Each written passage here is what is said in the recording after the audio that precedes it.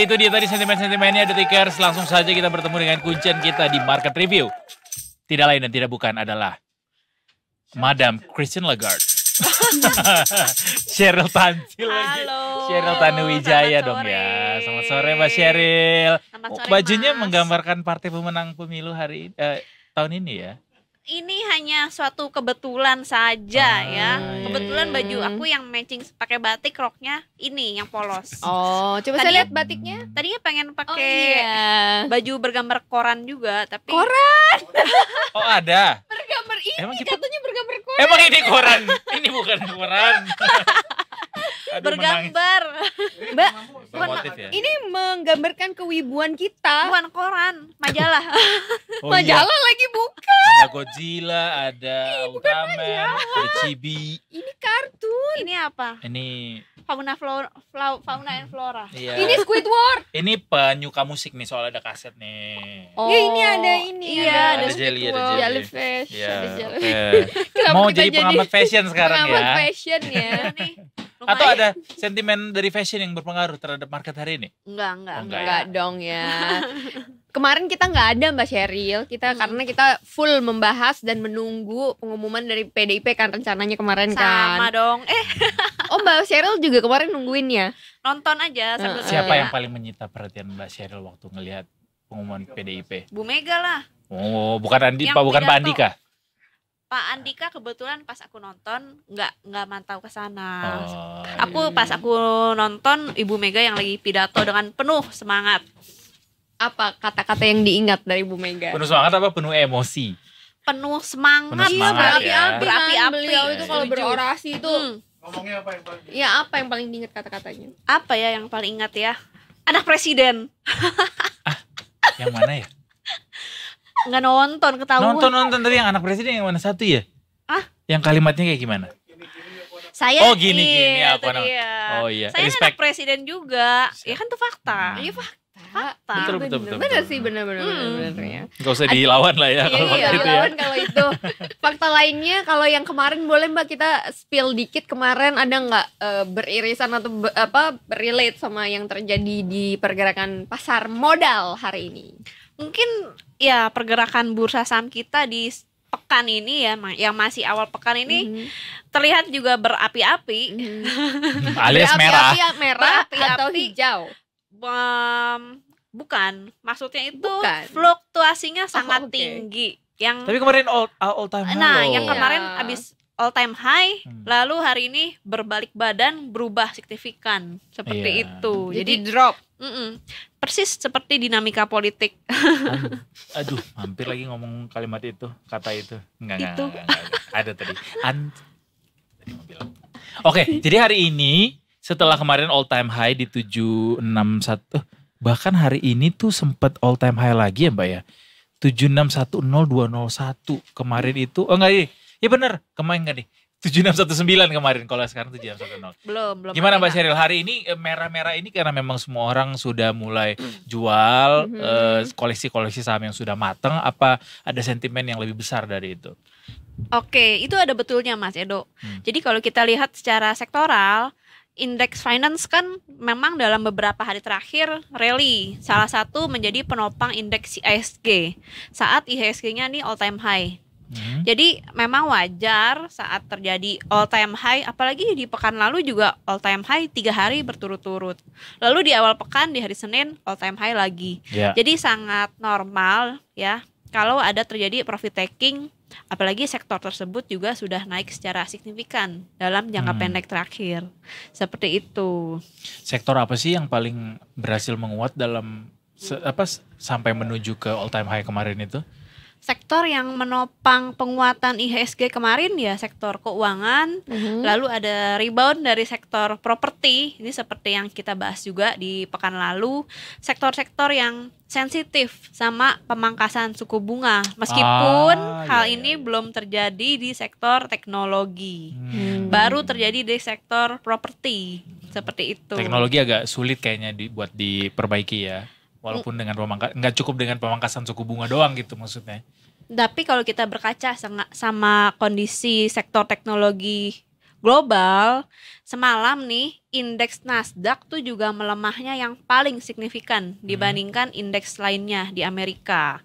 Memang di pertengahan pekan ini, tepatnya aftermarket ya, itu ada rilis kinerja keuangan Nvidia, salah satu pionir untuk perusahaan kecerdasan buatan. Kita tahu dia tuh perusahaan bisnis yang sangat besar dalam bidang data center, sehingga dia sangat menguasai untuk kecerdasan buatan dan nggak berpengaruh sama perusahaan Nvidia tersebut, tapi berpengaruh juga sama saham-saham Seven McNee atau saham-saham big caps teknologi lainnya juga seperti Apple, Microsoft, Amazon dan lain-lain, karena mereka juga menggunakan produk dan jasa dari si Nvidia. Makanya sangat dicermati juga kepastian tersebut kayak gitu.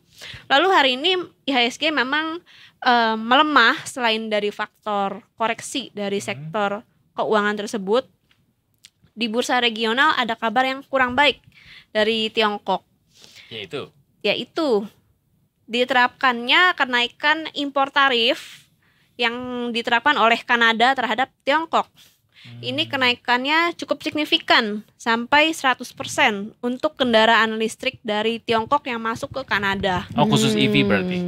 Iya, lalu juga untuk komoditas dari China seperti baja, aluminium, komoditas lokal dari China itu naik 25% tarifnya. Jadi Kanada kita lihat mengekor yang diterapkan Amerika dan Eropa. Jadi hal ini menimbulkan ketegangan ya. Kanada bisa FOMO juga ya berarti. FOMO nih si Kanada. Yang lain ikutan naikin tarif, naikin juga gitu. Betul. Alasannya juga kurang lebih mirip ya. Pemerintah Kanada yang diwakili oleh Perdana Menterinya, beliau mengatakan untuk antisipasi monopoli produk China yang terjadi di Kanada. Lalu menurut mereka juga China ini menerapkan subsidi yang tidak adil pada penjualan barang-barangnya, khususnya kendaraan listrik. Makanya yang paling signifikan kenaikan tarifnya tuh sampai 100% kendaraan listrik dari China. Seperti itu. Kalau di Indonesia biaya importnya gede nggak? Biaya impor Mobil listrik. Impor banyak juga. Banyak banget juga. Yang bahkan kan kemarin itu sempat ada wacana juga kan, itu mau naikin tarif sampai 200% untuk produk China itu juga. China lagi banyak dimusuhin banyak negara ya, Mbak. Karena emang kenapa Anda semua yang produksi barang-barang di seluruh dunia ini gitu. Iya, karena harganya amat sangat murah ya. Iya. Dengan berbagai unggulan yang ditawarkan gitu. Bahkan juga Kanada ini mempertimbangkan lebih lanjut nih, hukuman lebih lanjut untuk barang-barang dari China. Jadi akan semakin lebar, nggak hanya kendaraan listrik dan komoditas logamnya aja, seperti itu. Kalau Indonesia kita lihat masih lebih netral sama China, karena kita juga ada kepentingan, yaitu sebagai negara mitra dagang utama sama China. Bahkan ya hampir segala hal yang kita pakai barang-barangnya hari ini kan ya. Enggak, aku pakai produk Indonesia. Oh iya, sorry banget. handphonenya yakin. Padahal di Made in jamnya apa? Huawei. Mohon maaf. Terus laptopnya made in China. Tapi yang perang dagang itu hanya Amerika aja ya Mbak, Amerika China nih ya? Atau Kanada juga part of it? Iya, Eropa kan juga ikutan. Oh, I see. Pada akhirnya itu bisa dikategorikan perang dagang juga kah? Yang Betul. dilakukan Kanada tadi? Betul. Ya memang kalau dari dalam negeri kita kemarin kan sempat ada rencana juga ya mau diterapkan, tapi belum ada kelanjutannya lagi. Karena ya memang ketergantungan kita sama produk China masih besar. Jadi rasanya masih sulit untuk diterapkan seperti itu. Dan mereka juga punya resource ya, kayak misalnya mereka nggak mau pakai produk luar, ya udah mereka pakai produk sendiri dan masyarakatnya percaya gitu. Mereka bisa kan? bikin produk Karena yang mereka luas banget wilayahnya, jadi mau nyari apa aja bisa kayaknya ya. Dan masyarakatnya tuh mau gitu loh, maksudnya proud of kayak local Korea mereka ya? itu tinggi banget gitu, kayak Korea, Jepang juga kan. Jepang juga termasuk. Bener. Ya. betul. Sementara kita? I'm not trying to compare, but iya begitu. Way to go. Iya. Kan semua diajak sama Pak Jokowi, please invest to my country supaya semua produk-produk itu dibikin juga di Indonesia. Iya. Jadi kita bisa pakai produk-produk luar itu dibikin di Indonesia. Come Nilai to my tambahnya country. banyak. Betul. Oke. Betul. Oke. Boleh kita tutup market hari ini? Oh, Boleh. Sebelum sudah kita closing. lanjut, Boleh banget, udah Hari jam ini 4 di jam 4.02 ya. 02. ISG ditutup di level 7568, turun 37 poin. Gak banyak-banyak banget sebenarnya, 0,49% turunnya. Dengan transaksi 9,1 triliun ditransaksikan 1,1 juta kali. Mbak Sheryl mungkin mau mengelaborasi ini dengan ISG yang berhenti di level 7568. Mungkinkah penurunan akan kembali dilanjutkan besok mengingat penurunan hari ini nggak terlalu dalam sebenarnya Mbak, bisa dilihat gitu. Betul. Bahkan menjelang menit-menit penutupan, ini IHSG-nya cukup rebound meskipun Iya, masih betul. di zona merah. Tapi pelemahannya jadinya tersisa 0,11%, 0,11% saja di 7597. Kalau kita lihat baik dari nilai, volume maupun frekuensi transaksi hari ini juga lumayan ramai ya. Kita lihat memang bursa saham kita akhir-akhir ini semakin bergelora. Dicerminkan juga dari terus masuknya investor asing. Setiap hari selalu aja ada net buy investor asing. Kemarin hampir 1 triliun dalam satu hari. Iya. Bahkan secara year to date sudah 13 triliun akumulasi investor asing di bursa saham kita. Siapa tuh ya investor asingnya? Mau kenalan ya? Mau kenalan? Minta duit dong, banyak banget duitnya. Oke, memang mayoritas yang diborong investor asing adalah sektor perbankan ya, khususnya 4 big bank, saham-saham perbankan paling besar ya. Lalu kalau kita lihat IHSG yang konsolidasi hari ini, di esok hari masih ada peluang pelemahan lebih lanjut ya. Apalagi semakin dekat juga secara politik sama pengumuman calon kepala daerah ya. Betul. Se-Indonesia. Itu meskipun deadline-nya masih tanggal 29, ya. tapi gejolak-gejolak politik masih akan mempengaruhi nih, kita lihat ya. Lalu kalau dari data ekonomi Amerika, nanti malam juga ada indeks keyakinan konsumen Amerika yang diperkirakan masih akan ekspansif, tapi sudah mulai melemah seperti itu. Karena masyarakat di Amerika mulai khawatir akan suku bunga yang tinggi belum kunjung turun, ini membuat pasar tenaga kerja melemah. Which is a Bahkan good news. tingkat penganggurannya tertinggi sejak tahun 2021. Ya, ini sebenarnya mix sih ya. Di satu sisi di pekan lalu di Jackson Hole Symposium, Opa Jerome Powell, ketua gubernur The Fed, beliau mengakui akhirnya, mengkonfirmasi akhirnya kalau penurunan suku bunga itu sudah bisa dilakukan ya, yaitu pada FOMC bulan depan September ya. Itu benar-benar membuat market lega ya. Makanya tercermin juga di bursa saham global dari Amerika, Eropa, Asia termasuk IHSG all time high seperti itu. Tapi memang market nggak mungkin terus-menerus menguat. Pasti ada koreksinya Ada sebelum jenuhnya ya. lanjut menguat lagi. Ya, seperti itu. Kalau tadi dari pilkada sendiri Mbak itu cukup memberikan pengaruh ya, cukup memberikan sentimen gitu ke pasar karena politik itu tadi ya. Iya, betul. Apa yang dicermati sama masyarakat sehingga bisa mempengaruhi ke pergerakan pasar? Lebih ke kebijakan juga ya. Lalu kira-kira pemimpin daerah mana yang sekiranya dari kubu politik mana, itu kan kurang lebih juga akan mempengaruhi kebijakan yang akan diterapkan seperti Itu itu. kan banyak banget Mbak Tuh. kepala daerah. Berapa Dok? Iya. 500 berapa ya yang akan Khususnya yang Ratusan di lah pokoknya jumlah. Berapa jumlahnya? Ratusan. iklan? wafer dong. Udah bilang Disebutin iklan, kok lagi. nggak disebut apa? Nggak disebut mereknya. Iya oke Mbak Ya, oke, Sheryl. baik. Iya, karena pengaruhnya ya, kalau sampai ada gejolak seperti di pekan lalu sampai demo besar-besaran di seluruh Indonesia, apalagi jika masyarakat menilai ada hal yang tidak adil, itu bisa membuat appetite investor juga turun seperti itu. Jadi investor pastinya ingin melihat situasi yang kondusif aja gitu Betul ya. banget, betul. Jadi wait and see aja dulu sampai kondisinya kondusif. Kapan kita kira-kira kondusif Dok? Nanti habis pengumuman mungkin. Iya. Atau betul. setelah pencoblosan. Semoga Alias 27 November. Jauh amat. nanti dari 27 November ke pengumumannya Lama nggak? Enggak kan ada quick count. Oh pakai quick count. Kayak waktu presiden kemarin ya. Semoga Bisa tidak begitu. ada gugatan-gugatan lagi. Ya kalaupun ada gugatan dijalani dengan sesuai prosesnya, yang sesuai dengan konstitusi. Panjang ya. Panjang. Konstitusi. Oke baik.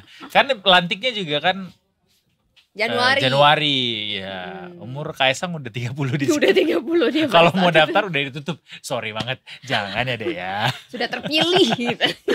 Iya. Aduh takut julid lagi. Mbak Sheryl, Udah kalau gak apa-apa keluarkan. Gak usah. Show your true color. Show your Aku true mau color. panjang umur ya. Besok gimana Mbak? Besok dengan saat ini berada di level segini. Yes. Ini tutupnya jadinya 0,11% ya. Sorry tadi Oh iya naik salah, tadi. salah ini. Menjelang Sempat penutupan naik, ya, memang ya. agak menguat, tapi masih merah. Piye Mbak Sheryl? Masih di Piye? bawah garis. Untuk besok, kalau besok cenderung aman ya. Nanti malam saja yang ada data indeks keyakinan Amerika. Kalau di besok sih cenderung aman. Meskipun di akhir pekan di hari Jumat itu sangat dicermati nih sama pelaku pasar. Ada data inflasi PCE Amerika. Itu yang menimbulkan ketidakpastian juga untuk bursa global. Selain dari ketidakpastian domestik. Untuk besok kita lihat kalaupun menguat ada resisten di level 7.610 ya, di kisaran all time high itu menjadi resisten. Lalu untuk supportnya kita lihat ada di level 7.550. Jadi kecenderungannya masih melemah dulu sebelum lanjut menguat lagi, seperti itu. Ada saham yang mungkin bisa jadi rekomendasi pertimbangan untuk bisa dipantau kira-kira yang bisa memberikan percuanan untuk besok Mbak Sheryl. Apa yang menarik? Oke, nah kita lihat ya memang seiring ketegangan yang masih berlangsung ya di Timur Tengah yang kembali panas. Bahkan juga salah satu negara produsen minyak terbesar ya, yaitu Libya. Ini kan sampai menghentikan proses produksi dan ekspor minyak. Nah ini kita lihat saham-saham yang berbasis migas, minyak dan gas, ini menarik nih. Itu bisa dicermati. Lalu juga untuk sektor industrial ini masih bisa menguat dan sektor batubara. Apalagi kalau kita lihat secara historical di bulan September umumnya saham-saham batubara membagikan dividen interim sehingga ini menarik bagi investor. Seperti itu Mas. Nah itu dia, dipantau Detikars ya, saham komoditas energi termasuk tadi. Anyway, ada lagi yang mau disampaikan tadi? Kalau mau lebih lengkap, cek rekomendasinya besok di YouTube Live Investasiku jam 8.30 WIB. Teman-teman bisa tanya jawab di sana. Bersama saya? Tidak bersama tidak. saya, sama tim saya. Dari tim riset investasiku for Baiklah. better tomorrow. Yeay. Tomorrow.